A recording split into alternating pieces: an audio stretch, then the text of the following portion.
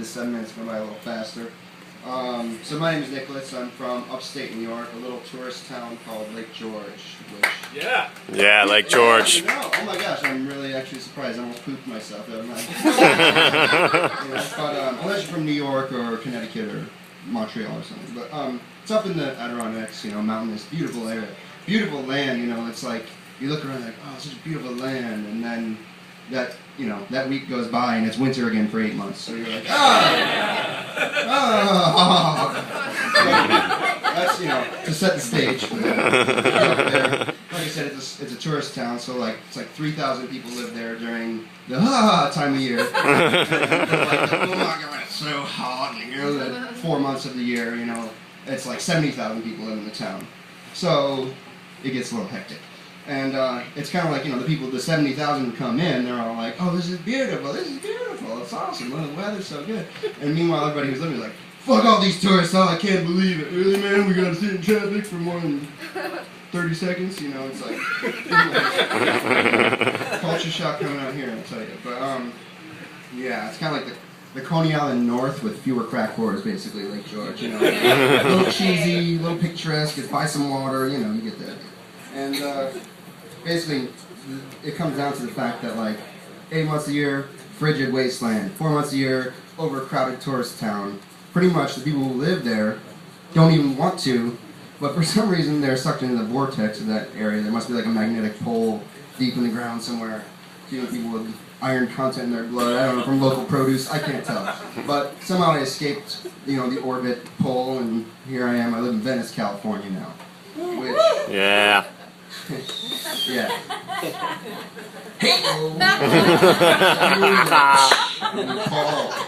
Paul. So, similar in Venice, though, we got the tourists, it's crowded all the time, but especially in the summer, I live on a corner that's about 3 blocks from the beach, you can imagine what that's like. You're like, oh, nice calm Sunday afternoon, and it's like the fire station's right at the street. Woo! Every 10 seconds, and the dogs upstairs love that thing, and they sing along. It's their favorite song playing all the time. So it's like Wolfman in my living room, every 20 minutes. I didn't know there were that many fires in Venice, California, but apparently there's a pyro problem going on.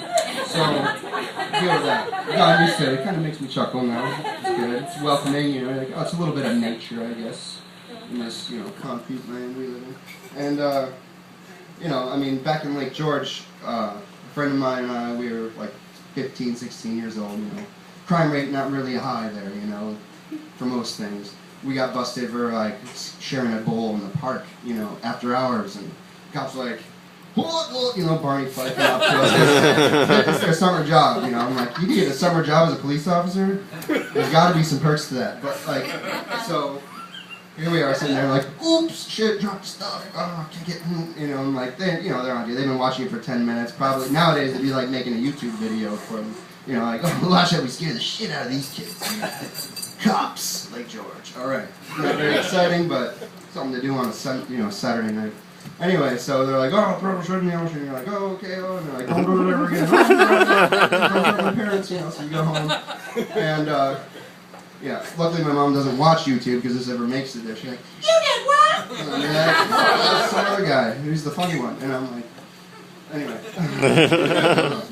But, so basically, out here, I'm like, oh, what is this light show going on? I'm here a couple weeks and it's like, it's like 3:30 in the morning, right? And I look out and there's E.T. flying at me. It's these ghetto birds, I've learned they're called. Helicopters, cop helicopters, shining lights, flying around. There's like a swarm of them. I'm like, you've been at this for 3 hours. If you haven't caught him yet, I'm guessing he's probably in bed, I gotta get up in 2 hours to go work my shitty coffee house job. And everybody wants their coffee so early. And I'm like, fucking hey, I thought California was laid back. Why are you drinking so much coffee? Why so early? I don't know.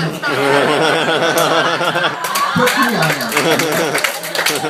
I had to start taking heroin just to take the nerves down. Luckily, we're in a good area for that.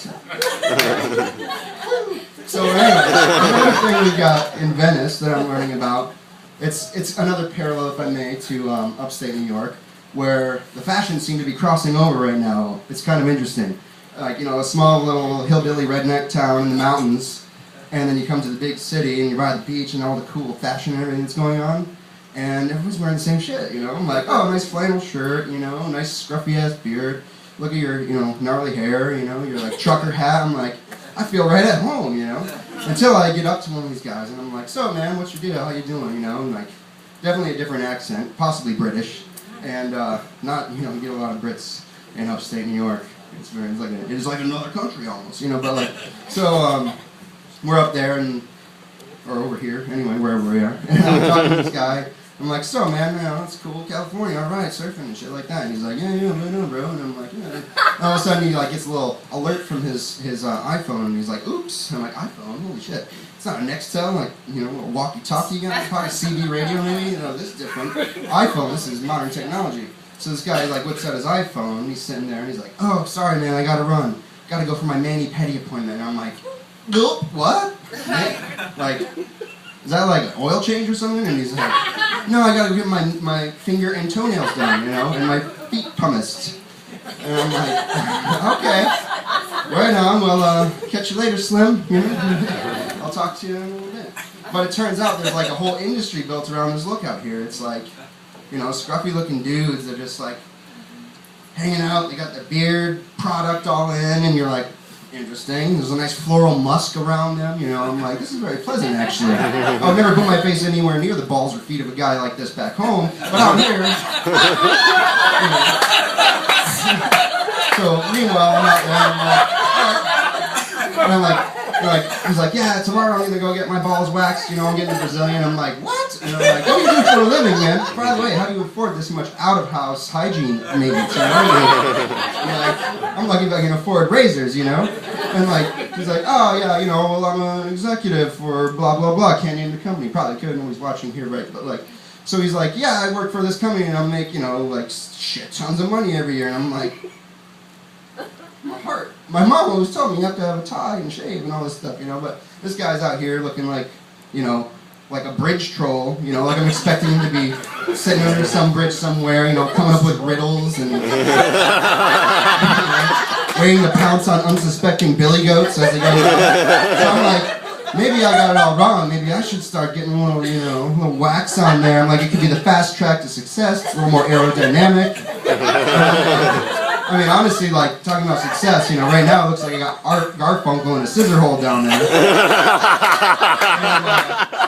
Meanwhile, you know, Paul Simon's like almost totally bald, and he is way more successful right now. So I'm thinking maybe a little Brazilian scrotum, you know, let's go for it.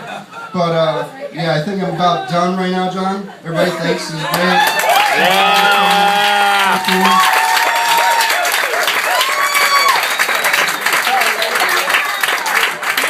LaFond. I told you. Give another nice round of applause.